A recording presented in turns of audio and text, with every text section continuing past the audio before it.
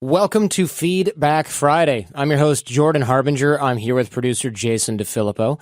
And here on the Jordan Harbinger Show, as much as we love having conversations with our fascinating guests, our primary purpose is to pass along their and our experiences and insights along to you. So in other words, the real purpose of the show is to have conversations directly with you. And that's what we're going to do today and every Friday here on Feedback Friday. You can reach us for this at friday@jordanharbinger.com. That's where you reach our Friday inbox. A lot of people have been emailing me personally, jordan@jordanharbinger.com. I love hearing from you. But if you send me a Feedback Friday question to my personal inbox, then Jolie or Jen or whoever's just going to forward it to the Feedback Friday inbox, and it's going to end up at the bottom of that list. So you're better off sending your Feedback Friday question to the right inbox. Just saying. I think a lot of people, Jason, are like, oh, if I send it to him personally, he'll get back to me personally. And I can't do that. Yeah. And I've been getting them on Facebook and Twitter, and I'm just like, guys, Friday@jordanharbinger.com. Fastest way to get on the show. Yeah, otherwise it's hard for us to keep it straight. And, you know, we don't want to incentivize people to send stuff to the wrong place. Because it kind of makes me think, are they just not paying attention? Or are they trying to scam the system? They're trying to cut in line. Yeah. And as we said in third grade, no cuts, no butts, no coconuts. Did you say that? No, I've never heard that before. No cuts, no butts, no coconuts is what we used to say. That's probably just in my school. I doubt that things went viral back then. I don't think that's how that worked. Yeah. Yeah, I'm not sure. As always, we've got some fun ones and some doozies. I can't wait to dive in. Jason, what is the first thing out of the old mailbag? The new mailbag, not the old one. This is the new one. Dear Jordan and Jason, I'm a junior at university and I'm taking a semester off for financial reasons. While I'm off, I moved back in with my mom, who's amazing and raised me by herself, and she's glad to have me back home for a while. I left school to make some more money to keep up with my education and went back to my hometown because my friend said he could hook me up with a great job at his company. It's a great job and I'd get to work with my friend. Sadly, they haven't pulled the trigger and hired me yet. I'm running low on cash. I need help making a decision whether to jump ship and get another job or stick with my friend and wait it out. What if I get a job and his company makes an offer? How would that make me look if my friend went out on a limb for me and I took another gig? The other issue is my mom. She's already got a lot of people in her house and I'm basically squatting out of a suitcase. It's loud, dirty, and I just don't fit anywhere. And I'm stuck there since I don't have a job. Do I just stay and suck it up until I go back to school, or do I find another place to live? And if I move out, how do I tell my mom the reason? Signed, unemployed, and restless. Well, this sounds like a little mess, for sure. Yeah, a little bit. Yeah, man. Ugh. All right. So I understand being stuck between these jobs. You're kind of in limbo. I know what that's like. Very, very clearly, I know what that's like. I would say first things first, be honest with your friend that you need to know quickly. Time is of the essence. He probably can't do anything about that. Right? He probably can't go, all right, look, manager, you better make this offer pretty damn quick because my friend who really needs this job might find something else. You have no leverage here. You have None. So let your friend know that so that he doesn't look like a schmo. He can pass that on and say, hey, look, my friend would love to work here. He's got these qualifications. I wanted to see if you did the da-da-da-da because he's already here and he's got to have, he's in a logistical situation. People should understand that. Whether they care, different story. Also, let him know your alternative plans to find another job if his company can't come through. He should understand this, I would imagine. And it's better than him being surprised by this, right? And his manager being surprised by this. If you find another job and your friend's company comes through, you should be very careful about burning your new employer by leaving so quickly. That could really bite you in the ass later down the line because they'll know that you dumped them. And then you could end up at this new company and your offer could evaporate, or you could hate it, or you could get canned or laid off, or you could love it and you might still regret having done this to your current employer. That could be it's just really, really bad. Nobody likes to be treated as an option when they're treating you as a priority. Whether this is in professional relationships or whether this is in intimate relationships, nobody likes to be treated like that. And always someone's sticking their neck out for you in a job situation. So that aside, your home life sounds pretty bad. You need to protect your sanity here. And living out of a suitcase, there's just something about it, Jason. If you don't have a personal space, you don't have a place to call home. I've been in this situation when traveling abroad where I was kind of with this host family and it was kind of temporary. And then their other exchange student came and he took the room and I was kind of sleeping in the living room, but then the grandpa would get up at 4 a.m. So I couldn't keep my stuff in there because it was the family room. It was awful. It was bad for my sleep. It was bad for my sanity. And I really felt unsettled. And it was a really uncomfortable place to be, even for just a few days or a few weeks or however long this was in my 20s. And I didn't have a job. I was just farting around. So I can imagine how it is if you have a job and you've got to be at peak performance and you're living in a space that's not your own. It's just not good. Environment will influence how you eat. Environment will influence how you drink and you think and you sleep. Self-care here is absolutely critical. And if you've got a new job and you come in looking like crap or not performing at your top because you are living out of a suitcase and somebody walked in at 4 a.m. and kept you up the rest of the night, you're not going to do well. And they're not going to say, oh, poor guy doesn't have his own place. They're going to go, this guy's a loser. They're not going to try to make excuses for you. So yes, you should leave and find a place of your own. Even with roommates, you need a place where you can be settled. Living out of that suitcase, not healthy emotionally. And I can't put my finger on exactly why, but it leaves something in your psyche unsettled in a way that's just not good for you, aside from the sleep and all that other stuff. You don't have roots. I've been in that situation, and you don't have roots, and there's that insecurity of, okay, maybe they'll change their mind. What am I going to do? You just don't have that grounding. So you can't, everything, like you said, it's uncertain. And that will just like wear you down over time because you need certainty. You need to be able to come home at night after a day of work, go in your room, shut the door, and relax. But if you're at the whim of the house, you'll never get that, that peace and that calm. And it's a really tough feeling to get past. So I totally sympathize with what he's going through with that. And it's really hard especially if you have a job, for sure. The other thing that caught me in this letter was the wording that he used. How do I tell my mother I don't want to live with her? That's you. You're not telling her that. Don't tell your mom that. Yeah. That is so not going to give you, that's not going to work. The wording, the way you're thinking about this is what's causing you stress. You got to tell her that you need to live in a place that's your own home. Don't make it about her at all. Reinforce that you love her. You think she's incredible. You're so grateful that she let you stay with her. You don't even have to make it about the house. You don't have to make it about the living arrangement. Make it exclusively about you taking care of yourself. And that's really important. If you make it about you taking care of yourself, nobody can ever really argue with that. And your mom would never argue with that. Oh, I need to take care of myself, Mom, and it's just not happening here, and I want to go live with Rich. Okay. Love you, honey. Great. Hopefully you'll be home for dinner a few times a week. Sure, I'll show up for the food, right? You don't make it about her house because you don't want her to go, oh, I'm going to tell one of our Airbnb people who's paying the mortgage they can't live here anymore because my son needs it. And then your mom's in a financial struggle and you're in a financial struggle. You don't need to do that. Don't make it about her. Don't make it about the house. Make it about taking care of yourself. I almost guarantee you, depending on how she rolls, she's not going to argue with that. All right. Next up. Hey guys, I just finished listening to the show from February 16th. Jason mentioned that he lied to his dad and his relationship suffered for 10 years as the trust was broken. As a father of a 15-year-old boy, what advice would you give to address lying when you know your son is lying? I want him to know that it's not right, but I don't want to have a ruined relationship for 10 years. Jason, what could your dad have done to make the issue less destructive to your relationship? Signed, Lost in Liar Limbo. Okay, so here's what happened with me and my dad, and this is something that I think you should definitely take to heart. Your son's 15. I was a little bit older. I was about 17 when my thing happened, but I was treated as an adult because at that time I'd been moved around and I'd been living with adults for a long time, so I was kind of seen as one of the adults. Your son is not an adult. He's 15 years old, so treat him as a 15-year-old. And if my dad would have done to me, what you should do to your son is say, hey, you lied to me.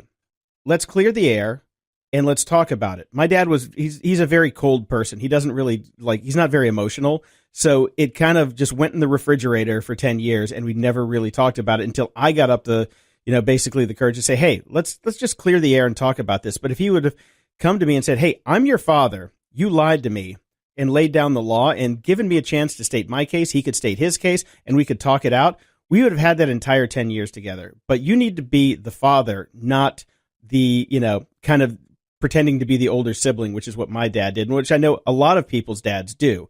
as their kids get into their teen years, they see them as, oh, they're almost a man, so they can, need to act like a man and be treated like a man. But as we know, the brain's not even close to fully developing in the teenage years. It doesn't finish developing until the early 20s. So you still need to treat people like they're your children and guide them and say, look, you lied to me. Let's work this out. And you shouldn't do this in the future because I'm your father and I want you to talk to me and I'll be here for you. But if you lie to me, it makes it difficult for me to help you become the man you want to be. Does that make sense, Jordan? It does. Yeah, it does make sense. And I would not have thought of that. So I'm glad that you had a personal experience with that. One thing that comes to mind, this is kind of a non sequitur, but back in the day, and I mean centuries and centuries ago, if not longer, when 15-year-olds had kids and stuff like that. Yeah. Can you imagine the brain development? I mean, did the brain develop faster? Probably not. Because we're talking about evolved behavior and evolution and aging and stuff like that. So the majority of living men at that point were just morons. Like they were 15 years old, 17 years old, doing, they grew up faster because they had responsibility, but their brains were still like doing dumb crap all the time, probably. Right? Yeah, I bet they had amazing survival skills and they could, milk a cow and farm a field and kill a bear and all that stuff. But emotionally, they were still children because the emotional part is the part that really is what doesn't get developed till your 20s. But yeah, I'm sure like, the physical skills about going out and living rough and making a way for your family at 15 back then was fine. But yeah, they probably had no idea how to talk to their wife. Yeah, of course. No wonder. And their 14-year-old wife. I know. I'm not making excuses for this, but I'm saying I get why people created all these laws that treated women as sort of like should be seen and not heard, because that's what they were comfortable with, man. They were probably like, oh crap, if I have to actually relate to this person on a day in, day out, this is going to make my life impossible. Because now it's hard now. Can you imagine what it must have been like back then when you're like, well, you're 13. It's about high time you got married and popped out some kids. I mean, you just had no ability to do that. It's an interesting thought experiment to think that most of, civilized society was, built and written by people who were just completely and utterly immature. And you kind of, I guess you can see the ripple effects on where we are today. And trying to fix it all now that everybody's kind of getting growed up. Whew, yeah, my goodness. Well, let's not go down that, but this is a conversation we should be having with some sort of scientist. This is probably a conversation we should be having with like Yuval Noah Harari, who wrote *Sapiens* or something like that. Yeah. Not exactly a. Next up. Hello, Jordan. Do you have any advice on dealing with someone that's a conversational narcissist? You know, that person that always diverts the subject back to him or herself, seems to lack interest in anything you have to say, or one-ups anything that has happened to you, good or bad. I find it extremely draining to spend any amount of time with a person that has this type of attitude. Therefore, I avoid them. But what if it's a coworker, boss, or family member which you cannot avoid? Do you have any tips on dealing with these types of people? And lastly, would it ever be acceptable to call the person out on his or her behavior? Sincerely, Mr. Anonymous. Gee, what's it like to deal with someone like that for a long period of time? Anyway, yeah, I think we've all had these people in our lives. Not just conversational narcissists, but narcissists of all kinds. But let's limit it to conversational narcissism. Calling them out will not work if they are a real narcissist. It won't work because if they're a narcissist, they're thinking, yeah, of course we're talking about me. Why wouldn't we be? It's a good start to call them out, I guess, but look, it won't work. It can be a good start because then you can figure out if they're a real narcissist or not. Some people might just go, oh, crap. I was an only child. I haven't even thought about the fact that I only talk about myself. Or I used to be shy and now I'm not. And you're right. I'm outgoing, but I don't have any subject matter other than myself because I'm not used to this. That might be the case. Okay. So you're also opening the door to keep talking about them even more. You kind of are. Yeah. You're feeding the fire on that. You could be. Or they could get the hint, but that's unlikely. If you don't mind them blaming you for feeling bad after you call them out, then go ahead. But oftentimes a real narcissist, they will get angry. And they'll either get angry in a way that's to your face or more likely passive-aggressive BS that you're dealing with months later because you made them feel bad a long time ago. And we dealt with this inside our business for a while. I mean, we saw this a lot in our relationships with certain people because that's how this functions over time. And it can be kind of nasty. It may also just get them to stop talking to you because they might feel awkward after you've said something. However, that works for me. I know this is weird, but if I don't want to deal with someone like that and I call them out and they go, you know what, screw you, Jordan, I'm not talking to you anymore, I feel like that's problem solved. Exactly. Yeah, I was thinking the same thing. It's like, oh, yep, okay, see you later. Yeah. Don't call me. Yeah, I mean, don't let the door hit you on the ass on the way out. Exactly. The problem is if you have to work together or something like that, you've got another problem. Yeah. But if it's just somebody you know and then they avoid you, great. But now that I think about it, the only downside is that you might offend them. But if you don't like them anyway, it solves the problem no matter what happens. Remember, you can't change anyone else's behavior. But what you can do is you can set boundaries for what you'll put up with. That's really it.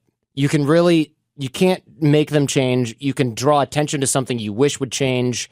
But, and that would work. If somebody said, hey, Jordan, you only really talk about yourself, that's the kind of thing where I would go, oh, crap. Hey, Jason, if I go down this, let me know. Hey, Jen, if this happens, let me know because so-and-so told me this. And yeah, I didn't want to say anything because we like you, but you only talk about yourself. That is actually helpful for somebody who's not a conversational narcissist, but just has poor skills, social skills in that area, or bad habits.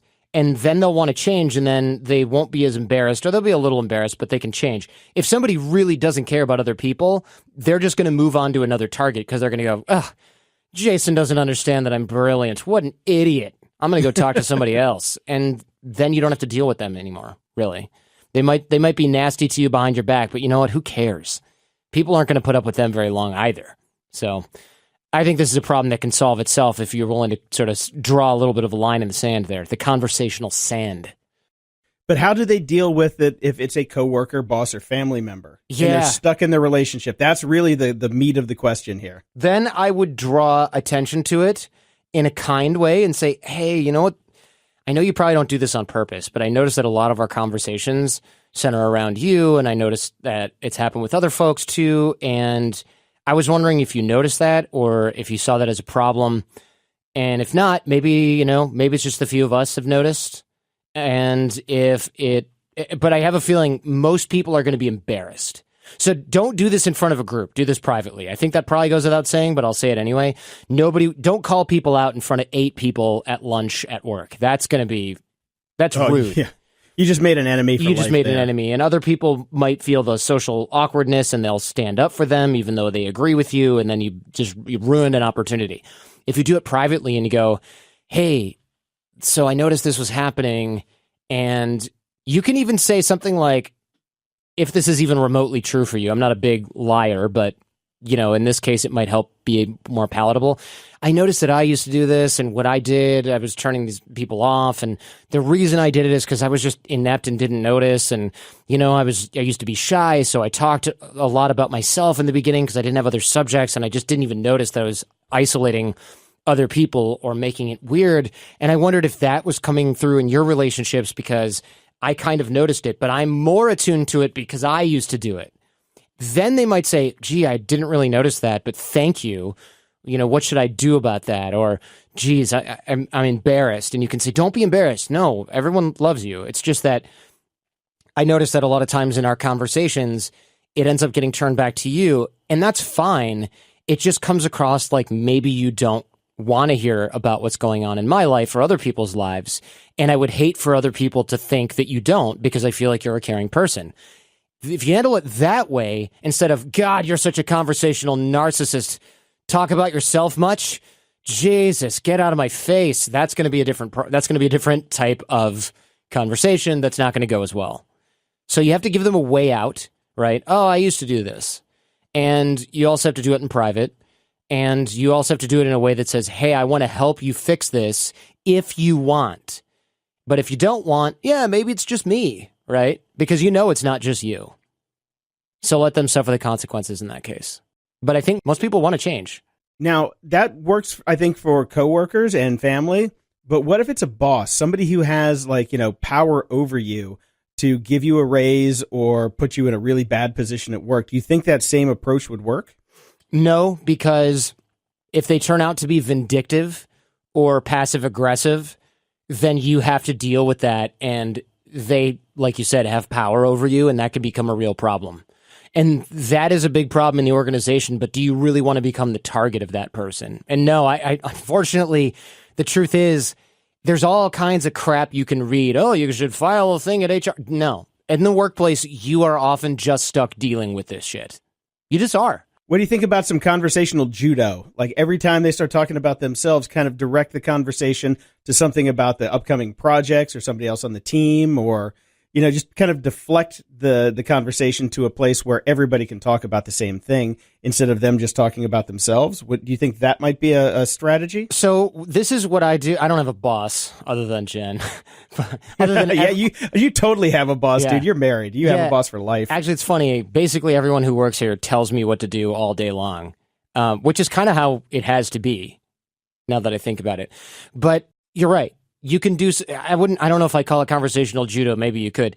The way that I look at it is I become an energy vacuum for topics that I don't care about or that I don't want to talk about. So if someone says, yeah, you know, I blah, blah, blah this and I blah, blah, blah that, I would let them just sort of exhaust it. And then instead of saying, wow, that's so interesting, your vacation does look really exciting, I would go, oh, yeah, looks relaxing. So the Milford case, the manufacturing on the mugs, all of the seams on the inside of the glass are off by 1 millimeter. And they'd go, yeah, you know, and my wife, she really had a great time at this thing. Now, I'm not saying don't make personal small talk at work, but if somebody just cannot let it go, bear in mind, most people who do this, they're not conversational narcissists.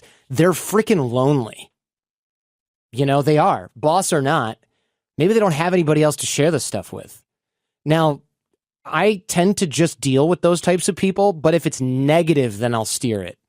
Does that make sense? So I don't want to hear somebody complain about their life all day, but if someone just wants to share their vacation with me, fine. Use it as an excuse to connect more deeply with that person. If they're consistently doing this in a negative way that's bad for you, that's when you need to draw the boundary. I should have probably said that earlier. Yeah, if they're coming into work every day and talking about their bunions, you probably don't want to have to deal with that every day. Yeah, and look, you'll be lucky if it's bunions. But if it's something where you feel like, oh man, I hate working here because every day my boss comes in and talks about how we're all going to get fired, that sucks. And that's a time at which you need to go, look, man, we can't deal with this. It's bad for the team.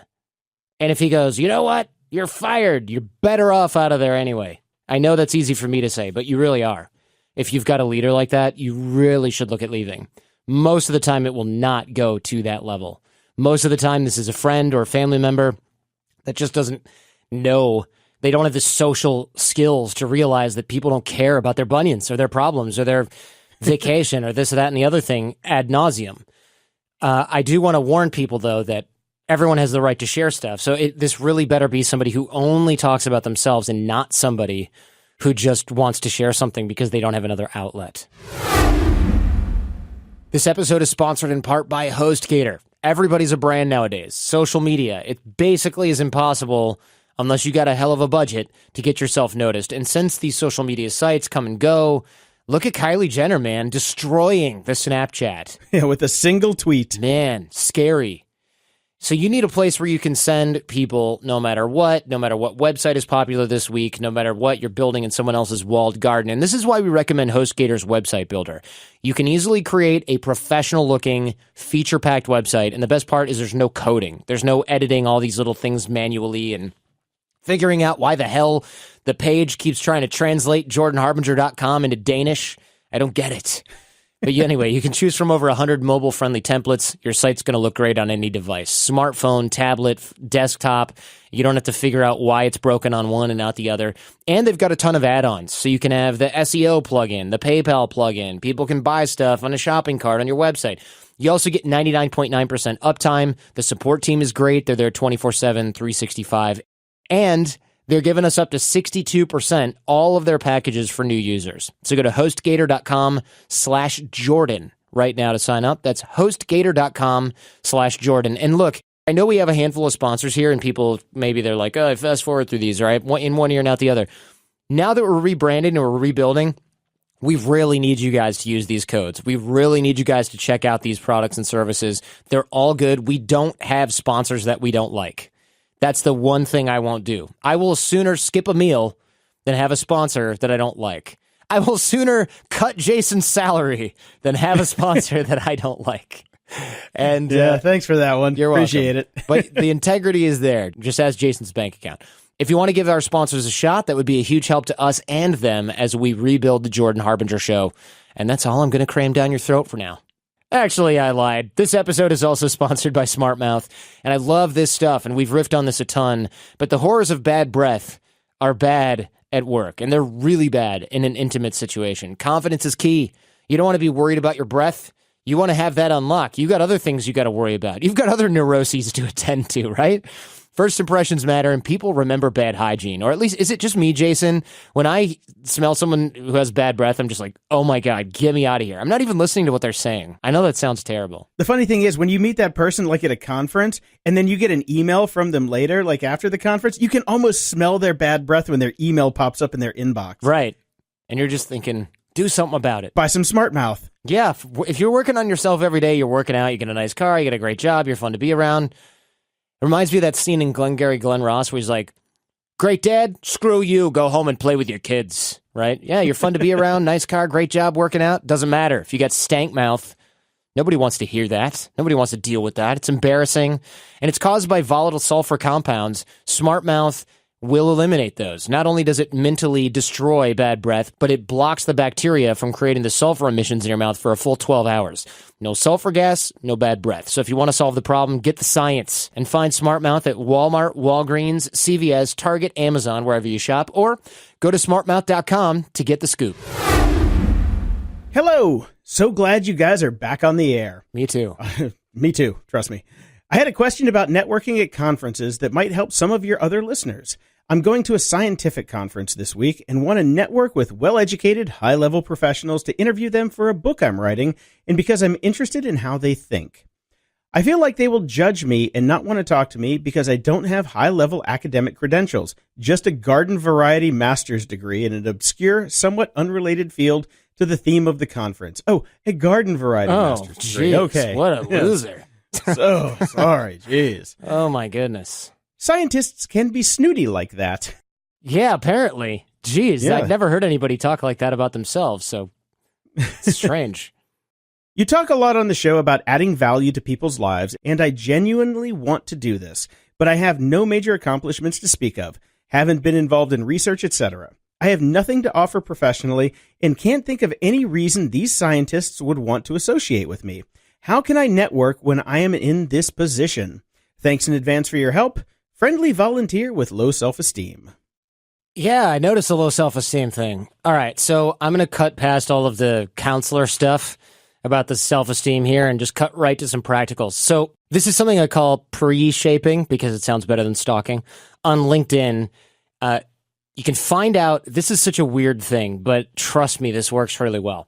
So before going to a conference, I taught a bunch of scientists this a long time ago, and it just crushed. Before you go to a conference, because scientists are kind of snooty, it's like, oh, I just have a master's, or oh, I'm in the early stages of my PhD, and this person's had a PhD for 15, 20 years. They're the man. You know, I can't even approach them. They don't care about me. You go on LinkedIn, social media. LinkedIn's really the best for scientists, I've found. I don't know why. I mean, I guess they're just more pro. Find out which sports and weird random hobbies you might have in common. So I actually did this this wasn't a science thing, but it had to do with politics. And I found somebody who was really interested in North Korea, and they were giving a talk. And I reached out to them beforehand and I said, hey, I want to come to your talk on North Korea. I've actually been there. Have you? I'd love to bring you some of my propaganda posters and stuff like that to check out. And he went, oh my God, I would love to do that. So of course he's there giving a talk. There's hundreds of people there. And at the end, everyone wants to talk with him. And I just cut up to the front and I said, hey, I wanted to let you know I'm Jordan. I'm just going to hang out in the back. I'll wait till you're done with these folks. I did bring some propaganda posters if you want to check them out. And he went, oh, good. Yes, I'll be done in a minute. And he finished his conversation, and there was a huge line of probably 30 people waiting to talk to him. And he went, look, I would love to talk to each and every one of you. Here's my email address. I do have something I need to attend to. And he walked right past me and he goes, let's go to my office. And he just pulled me away from everyone. And Way to cut the line. Yeah. And I was like, I'm not even going to wait in this line. I already have an appointment. You know, I made this appointment on LinkedIn. And another couple of the scientists that I was teaching this to a while back, these were students from, I want to say UCLA or something like this. They went to their relevant conferences and they had found, I gave them homework in the room and they're like, oh, racquetball. Oh, cool. Underwater basket weaving, whatever. And they wrote to these professors, these academics, these think tankers. And a lot of them reported later, oh yeah, I scheduled a game of racquetball before his talk. I scheduled a game of squash. I figured out that they wanted to check out the best tacos in the area. Real example. And they made that happen. And the scientists giving talks were more than happy to take a few minutes and get some workout in. And now you've got one-on-one, 1 hour, 2 hours with this person in an environment that doesn't have them going, tell me why I should be talking to you for more than 5 seconds, right? They're going, no, let's play squash. They're not thinking, you only have a master's degree. Why are we associating with each other? You should be taking my class. They're thinking, great, best 2 out of 3. You got time? And the answer is, of course you do, because you're there to meet them, right? So that's what we call pre-shaping, aka stalking on LinkedIn. Find out which sports, hobbies, activities you have in common. Reach out beforehand, introduce yourself, then find them at the conference. Get to know their work, of course, and discuss with them during the activity if you can. And then offer other introductions to people at the conference if they need them. So if you meet one professor who's giving a talk about North Korea and he doesn't know the other professor and she's there for whatever other thing, you can offer that introduction. You don't even have to make it relevant. You can just say, hey, Professor A, I'm actually also meeting with Professor B tomorrow. Do you know her? No, actually, I don't. Would you like an intro? I don't know what relevance it would have to your cause, but, having a bigger network is always useful. And often they'll say, yeah, sure, why not? It's always great to meet the other speakers. Thanks for facilitating that. Now you've got this social capital from having looked up their work, from facilitating another intro. They kind of owe you one. They'll answer your email in theory. And last but not least, this might not be appropriate in this context. This might be more appropriate in another type of context for networking, but I often at conferences will set up outside events. And what I mean by that is I'll set up an escape room and I'll invite a handful of people, other speakers, if I'm a speaker, to go and do this. They have to commit. We end up doing this fun activity. It ends up lasting an hour. Then we go out for tea afterwards, whatever. It'll last a little while, and it's a great way to set this up. I also like mini golf because a lot of people will go, oh, man, what are you going to do tomorrow? The whole day is beginner podcasting or something. And I'll go, let's go play mini golf. I found a great place. And 5 or 6 of us will take our wives, girlfriends, significant others, boyfriends, whatever, and we'll go play mini golf. And that's something that people haven't done for years, and it's fun. You can't go wrong with putt-putt. You really can't go wrong. No. Yeah. And it's safe. You don't have to sweat. You don't need to change your clothes. Nobody's going to be like, oh gosh, I'm not good at this. It's not beach volleyball, right? You don't have to worry about your performance. You can totally suck at it, and then you're just spend more time chatting, which is the point anyway. So I have a ton of stuff like that. We can get into more of that later, but I think this is a great way, the pre-shaping and the creating of opportunities at the event by creating the opportunity to meet them before the event is going to be key. Do not stand in line with the rest of the chumps. You're just going to be another schmo with a master's degree.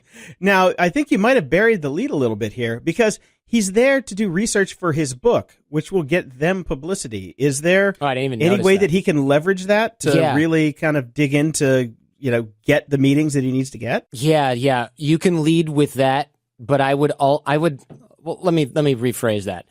You can put that in the second message while you're talking with them about something they're interested in, or you can put it in the first message, but put it right after their interest. Because these people may also even still be the kind of people that are getting a ton of attention, and they might not even care that you have a book unless you already have a publisher and et cetera. But if you lead with, hey, I heard you're interested in North Korea. By the way, I'm also writing a book about things that you're working on. Now you've got a winning combination. Perfect. 1-2 punch. Yes. All right. Next up. Hey, Jordan. I just recently graduated high school. It was a long road, but I did it. I'm a former introvert, but now I come off as fairly extroverted. I don't like to talk about my past because it's a very sensitive subject for me. However, I will give some brief details. When I was a child, my mother was an alcoholic. I had a physically abusive stepfather who would regularly beat my mother. Oof. I grew up in a ghetto neighborhood. We were homeless for a short while, but my mother got remarried to a great man who I used to consider my true non-biological father. I had problems as a kid. I was violent, hyper, diagnosed with ADHD and bipolar. I had formal reevaluations done years later, and it turned out it was a misdiagnosis. Yeah, because you had a crazy home life, so of course you were acting out. No kidding. My God. My mother overdosed me on prescription, so I would enter a zombie zen-like state most of the time. I've spent a year in juvenile detention. We've had a few Child Protective Services investigations done on my mother, especially after she went to prison, but nothing ever came out of it. I've been to 7 different high schools. This is due to me moving around or essentially getting kicked out due to behavioral issues. Long story short, my mother sold my car and I got kicked out of my senior year of high school. I was so close to being homeless, but I had a great friend who let me stay with him for a while. I now live with my cousin and work full-time. I've gone through so much self-improvement. Life is great, but I can't help but just feeling so many mixed emotions thinking of my past. I spent a year trying to get into the Air Force. I was working with a special operations recruiter, and he gave me his word he could get me in. I was denied last month because of my juvenile history. I was shattered. I plan on attending college classes this fall. Do you think it's a bad thing I withhold information about my past whenever I meet new people? I have a bad habit of telling lies about my childhood to make it sound like I had a normal life. Do you think I should eventually try and reconnect with my family? They're stable now, but we always seem to have strong opposing views. I didn't leave on good terms when I was kicked out, but it's hard having nobody. They left me with nothing, and I think it's going to be very hard to ever forgive them. What's some advice you'd give me for my freshman year of college? Love the show. Signed, Future Computer Engineer. Wow. Holy moly. Okay. Jeez. So, first of all, sorry to hear all this. You don't need my apology or my sympathy. But I admire you for working so hard on yourself. Future Computer Engineer. Let's scroll up a minute. Alcoholic parents, abusive stepfather, kicked out of the house, spent a year in juvie, homelessness. I'm speechless. So props from going from homeless to college. Just let that sink in for a bit. Be proud of yourself. Damn. Look, for the military thing, I'm not sure about this. My gut says, well, I mean, we're talking about the government, so screw my gut. But something inside me says there's got to be a way around this, for crying out loud. I would, if I were you, I would try to make an appointment with your local senator or House representative. I know that sounds impossible. It's not. I've done it. I did it when I was in Boy Scouts, and Carl Levin hung out with us for like 90 minutes. It was awesome. Which reminds me, Carl Levin's been in the Senate for a damn long time, because that was so long ago and he's still there. But you can make an appointment with somebody who's an aide to that person. A House representative will probably be easier as well. This might be a huge pain, but they might be really interested in helping you with this. Anyone out there who's a military recruiter who can help out our boy here, I just refuse to believe that a good person who's now in college is going to be disqualified entirely because they have a juvenile record. Don't they seal those things? I don't know. There's got to be a way to get them to make an exception to this rule for the circumstances. Think about how many people who are qualified and this driven want to get in. Why would you deny that? I understand it's a bureaucracy, but maybe there's something that can be done. Anyway, worst case, try to go to the military after college. Maybe you can do ROTC in school. They might really want you after you've got a degree, or maybe you won't even want to go after that. I don't know. As for your family, I don't know, man. Your family's done a lot to get themselves back on their feet, but I don't get why they haven't reached out to you. It's kind of, you're the son, right? What the hell? Why wouldn't the parents reach out? What's your mom doing? It sounds like they seem like they're rolling around in their own ish right now. You say they're stable, but how stable is a mother that doesn't even try to get in touch with her son? I don't know, man. I'm not sure. I know you feel alone, but you are not. Your friends are the family that you get to choose. You mentioned a friend let you live with him so you could finish school when your own family kicked you out. I think you might need a few more years of stability so that you can form your own identity as a man before you go back and try to reconnect with the family. Because what I'm worried about here is you reconnect and then they start bringing you into their drama, and then there's drama in your life, and they derail you from what you're doing now, which is finally getting started in the right direction. You know, you've got college, you've got all this stuff ahead of you. I don't know. Do you want to throw wild cards in there and say, hey, parents who kicked me out of the house, stir the pot a little bit more? I mean, you just don't need the risk. What are they going to do for you? I know that that's a selfish question, but you got to be a little selfish right now. You got to protect your mind right now. And as for the lies, I get it. Your past is embarrassing to you. But honestly, I think admitting to others and to yourself that you had a crazy past will not push other people away from you. I think it will draw people closer to you. If I had a friend that said, hey, by the way, I grew up in this insane, dysfunctional environment, and now I'm the person that you know, I don't think I'd go, oh, gee, now I don't want to hang out with them. I think I'd be like, damn, this person's impressive. And I'd want to help you a lot more than I might want to help a normal friend who I thought was sliding off the rails a little, because I would understand you at a deeper level. I really admire where you've come from and what you've done to recover. I'm proud of you, man. You don't have anything to lie about. The past is the past. Your future is really bright. So go to college, make tons of friends, study hard, don't party too much. I mean that. And get a part-time job to keep you on the straight and narrow, because that'll keep you from partying too much. Focus on the future. You've got this, brother. I'm happy for you.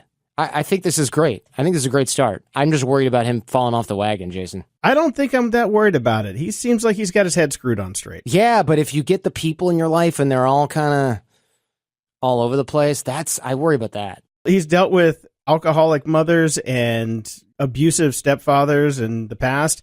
I think he knows the deal. I think he's a streetwise kid, and he's going to do okay. Well, I hope you're right. All right, next up. Hey, Jordan, I feel like I have the perfect life for who I want to be. Beautiful, hardworking fiancé who keeps the house looking amazing. Her preference, not mine. I'm not writing you from 1955. I was going to say, wow, okay, we're going to get some letters on that one. Go ahead. Great job that feels like it might be finally taking off, etc. But deep down, I kind of just want to play, get back on Tinder, drink beer, watch TV, etc. How do I enjoy embracing my inner grown-up and getting fired up for this next chapter of my life? Hopefully one that includes kids, hard work, lots of sleep deprivation, etc. Yours, Kicking and Screaming in North Carolina. I'm going to tell you something I wish people told me before I got married, which was that we all have this. We all have this. Whenever you look at quote-unquote settling down, you're like, oh, wait, did I do enough of this dumb thing? Did I do enough sad sacking around with a beer? I never did build that cool beer pong table for my swimming. You have all this. And then you think about it and you go, I'm good. And he says, deep down, I kind of just want to play. I get that. But here's what would happen if you did that. Here's what would happen if you woke up tomorrow and you didn't have your fiance and you didn't have a good job. You'd do like a week of this and you'd go, what the hell am I doing right now? This is too much. I don't need this anymore. You'd get it out of your system really fast. So my idea for you, and this is how I handle this, get permission from the wife/fiance here and there. And Jen calls this going to rage. She goes, oh, you want to go rage? She can tell when I'm ready to go rage because I get a little antsy and we get an invite from friends. And she's like, I don't really want to go out. I know they're going to stay out late. Do you want to go rage? I'm like, yeah. She's like, okay, I'll pick you up in the morning or in 2 days or something.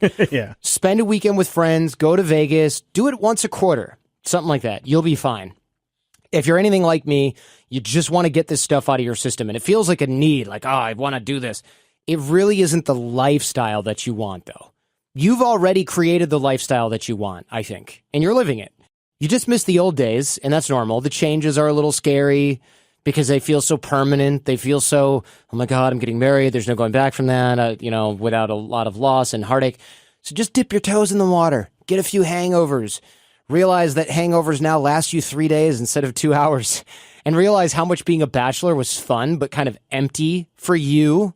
Not for everyone. Sorry, Jason. Hey, watch it. Hey, yeah. But remind yourself of this every 3 months by just going to rage. Go out with some other friends who need a guy's trip to remind themselves of the same.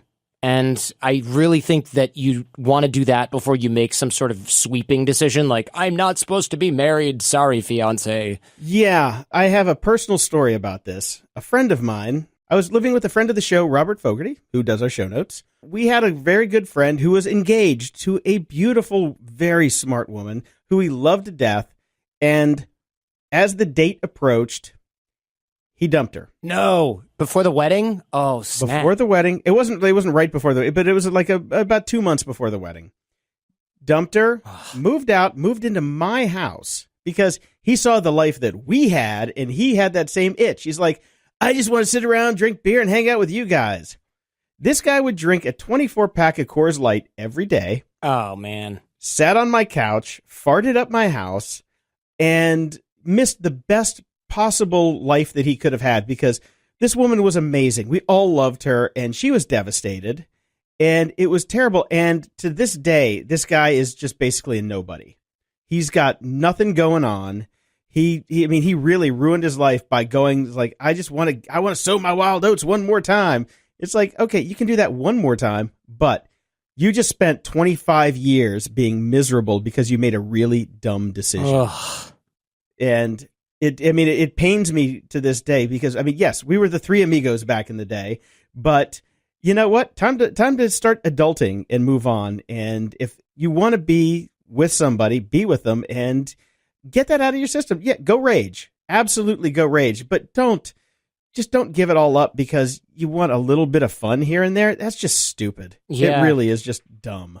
And I feel really bad about this guy, but because he was a friend and he put himself down a well and he realized what he did after it was too late and she wouldn't take him back. And it's just like, oh man, it's just, it breaks my heart for him all the time. But yeah, just, you gotta go for the future. Look forward to those kids. Look forward to that hard work, that sleep deprivation, because it's not going to last forever. And you're still going to have a great wife who does clean the house for you. Her preference, not yours. We know. So I'd say enjoy it and go whole hog into the future. Just don't even think about the past. I dig that. And I think that your friend probably made that decision based out of fear. And so, what a mess. Yeah. Oh, there's a cautionary tale if I've ever heard one. Mm-hmm. All right. Next up. Howdy, Jordan and Jason. Congrats on the new show. It's so good to have you both back after your brief hiatus. Amen to that. Hiatus. Good word for this. I'll dive right in as I know you like to get to business, and hopefully you can throw out a bit of advice for a gal way over here on the East Coast.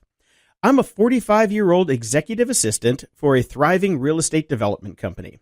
My position is certainly not the most mentally stimulating. As you can tell from my title, I'm essentially a glorified secretary. Ouch. It has, however, allowed me to purchase a modest home of my own, and though my budget is tight, it enables me to pay my few monthly obligations. I couldn't ask for a better boss, and I have an outstanding retirement plan offered through the company, which, let's face it, a woman my age definitely needs to be thinking about. The dilemma, you ask. I am miserable. For as long as I can remember, I have never known what I want to be when I grow up, but more recently, the feeling of the sands in my hourglass swiftly running out has become more chronic. What does someone my age do when it's a bit too late in life to start investigating what you want to be in life? Where does one begin when they have never had a passion to pursue or an inkling of which path to turn down? I'm college educated, and even that goal was achieved as an adult at the age of 30. Primarily due to the fact that no spark fanned my career fire. I pride myself in the fact that I have always possessed a strong work ethic, and I don't just arbitrarily leave a job without a solid plan in place. I feel sad that the only plan I can see ahead of me is tucking my head down and trudging through my day-to-day, because logically and financially, it makes sense to stay right where I am with no promise of inner fulfillment. Any words of wisdom would make my day. Signed, middle-aged woman in misery. Jeez. Wow. I'm 45. I'm so old. I can't do anything with my life. I'm 46. Come on. No, but really, I see this a lot. People think they need people think they need to live their dreams. I got to follow my dreams. I got to live my purpose. Stop looking at Instagram inspirational photos and get your head on straight. So people feel lost. And this isn't just a millennial thing, right? And a lot of people find that the internet exacerbates this, social media exacerbates this. I'm not just going to be like, turn off Instagram. That's the problem. You don't have to follow your passion in your career. I know it's counter to everything on the internet, and all the self-help gurus just, shrank down Alice in Wonderland style because we just pulled the curtain back on their BS advice. Jordan, are you saying she shouldn't get a Lambo? I'm saying you can get a Lambo if that's really what you want, but what I am saying is you don't need to live your dreams, bruh. Make a list of skills, make a list of things you want to learn, take courses in each of those, volunteer for different things that you find interesting, volunteer with kids, animals, I don't care. You'll find tons of hobbies because you'll also figure out what you don't want to do. You need to try a ton of new things before you find your thing. So the classes and lists are a great place to start. Make a list of these things, find classes where they're taught. Then, though, let go of the idea that you have to become an Italian culinary genius just because you like noodles, or that you have to become a skydiver because you did it once and now it's your passion and you're going to become a professional. You do not have to make your hobbies your job. This is such a 2010 and beyond kind of thing.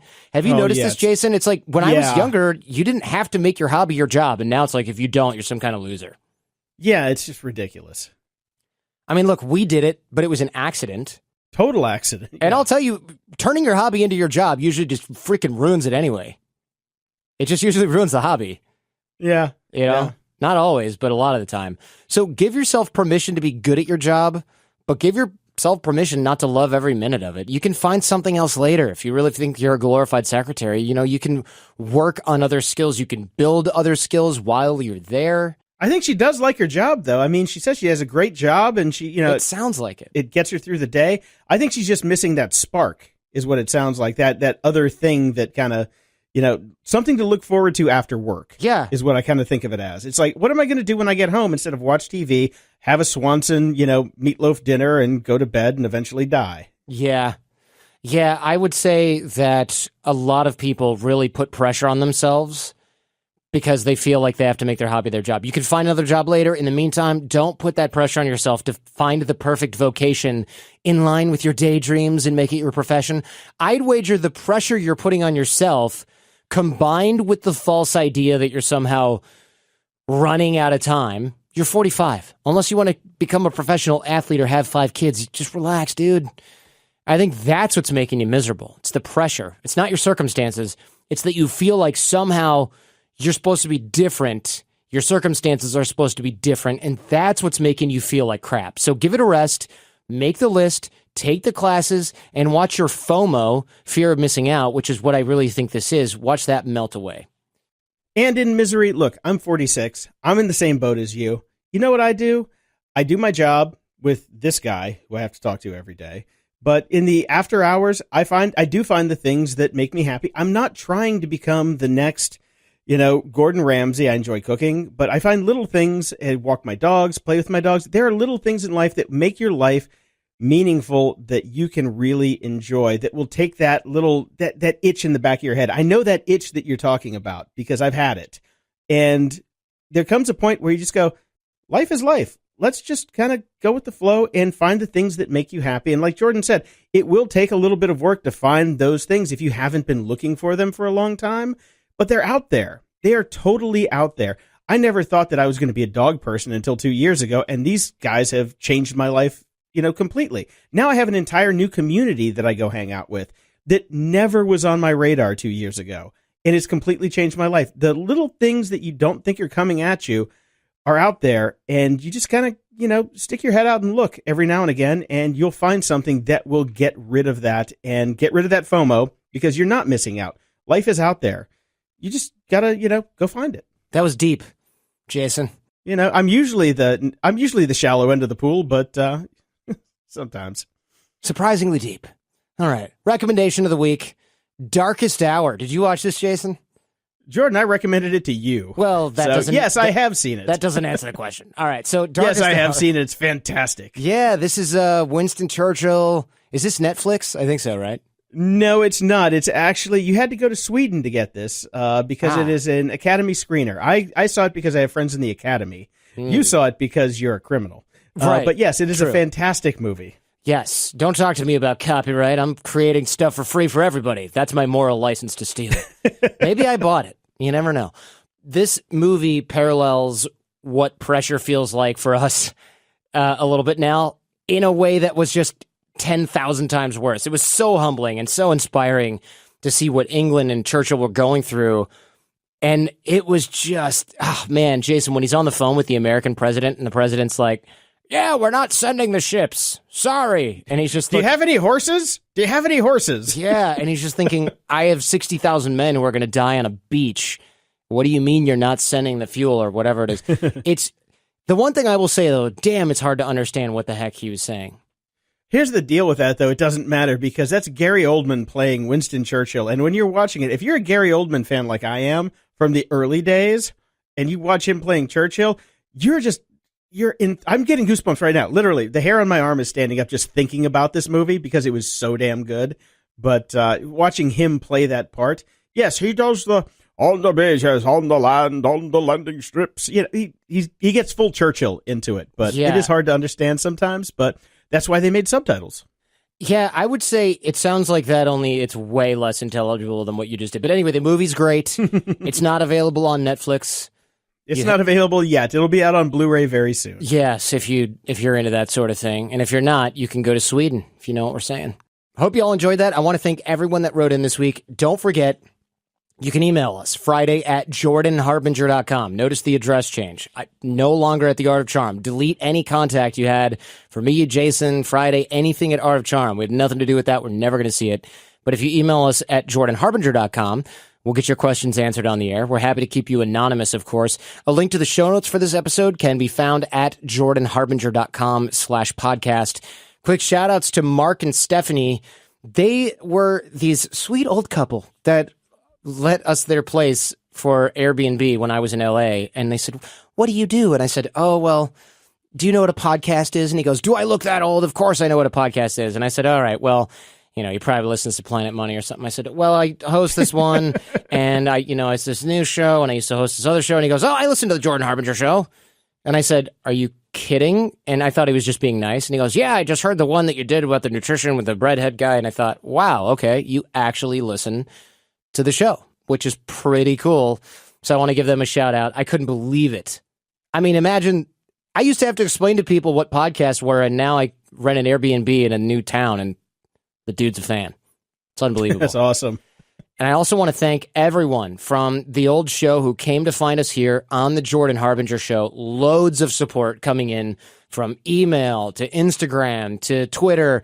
Thank you from the bottom of my heart. We got a long road ahead of us to rebuild the audience. We're already about 10% of the way there. We really need you to help share, but it's really cool to see the support come in. We read everything. I share it with the team. It's really keeping us going right now. It's really, really keeping us going. So thank you. I'm on Instagram and Twitter at Jordan Harbinger. It's a great way to engage with me and share some support or ask questions. Jason, you're on the socials. I am on the socials. I'm on Instagram at JPD. And as always, you can check out my other podcast, Grumpy Old Geeks. We are on every podcast player you can possibly find, or go to GOG.show to find out more. All right. Keep sending in those questions to Friday@JordanHarbinger.com, and we'll see you next time.